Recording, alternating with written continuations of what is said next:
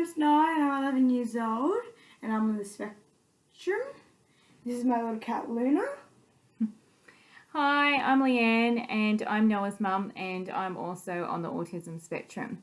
So we wanted to take this opportunity to, share with you guys our story and what it's like for the two of us living together here. And how our day basically pans out. So generally on a day-to-day basis, our day runs pretty smoothly, I would think. So, but there are days where things just go very pear-shaped and emotions run very high around here.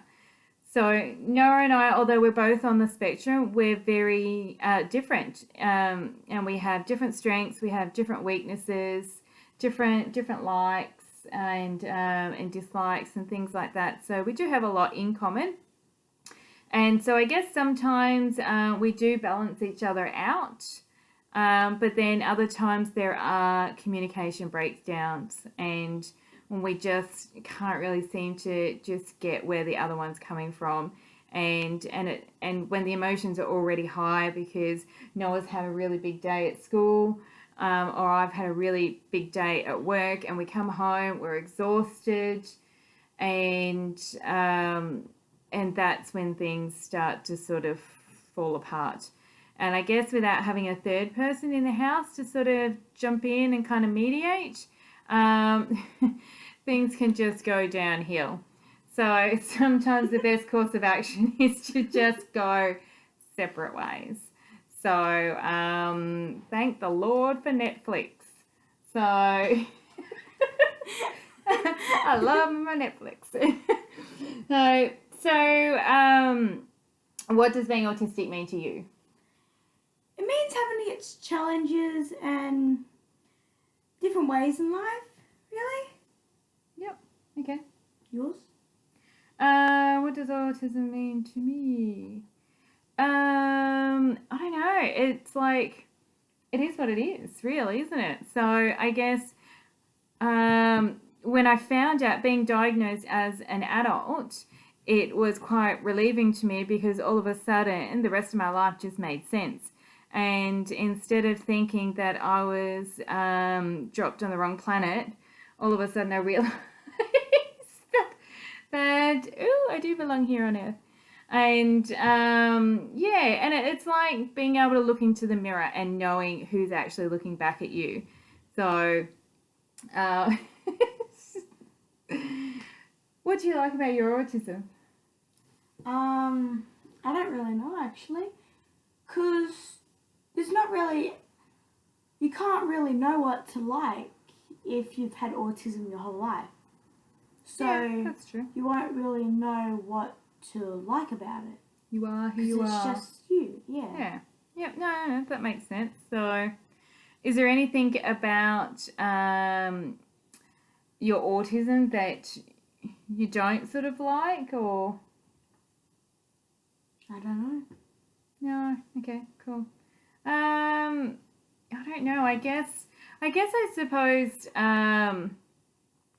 to us, autism is just a different way that our brains work, really. So I guess sometimes we don't quite get what other people are saying.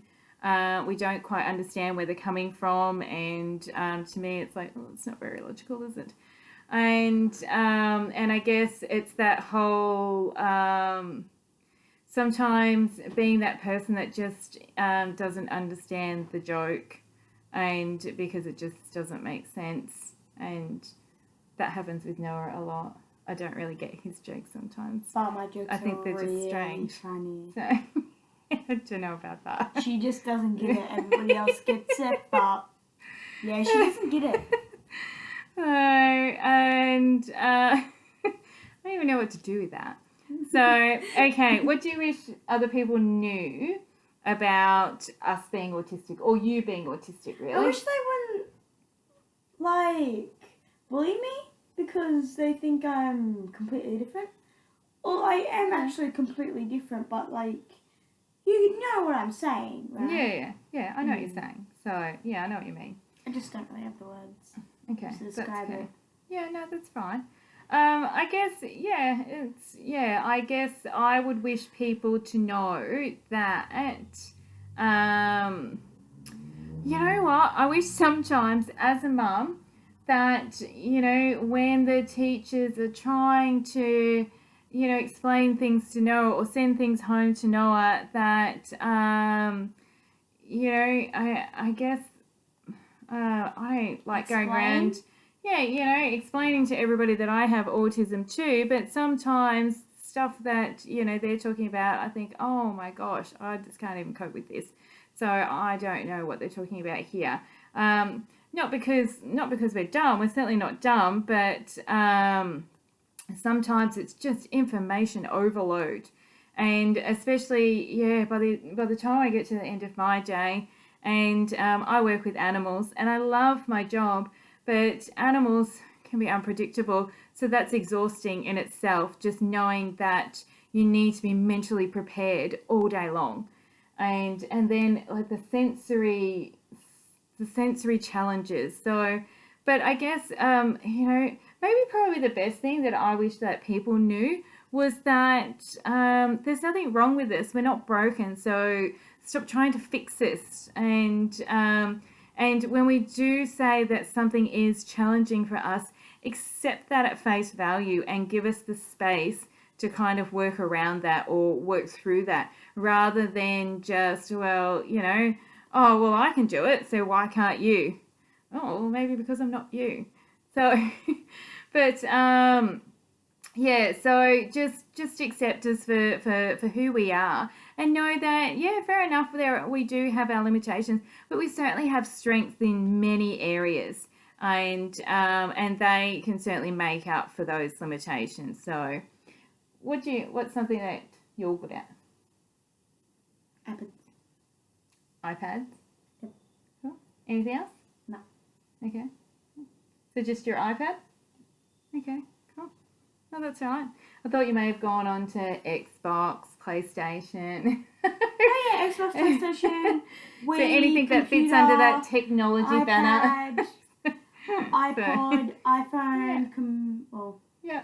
So I would tend to agree with that. So, so that's pretty much us. So it's just a little short. 360. Okay, cool. So just a short little tidbit about us, and so we just thought we'd share that with everybody. 2. So, but thank you very much for listening, everybody, and goodbye.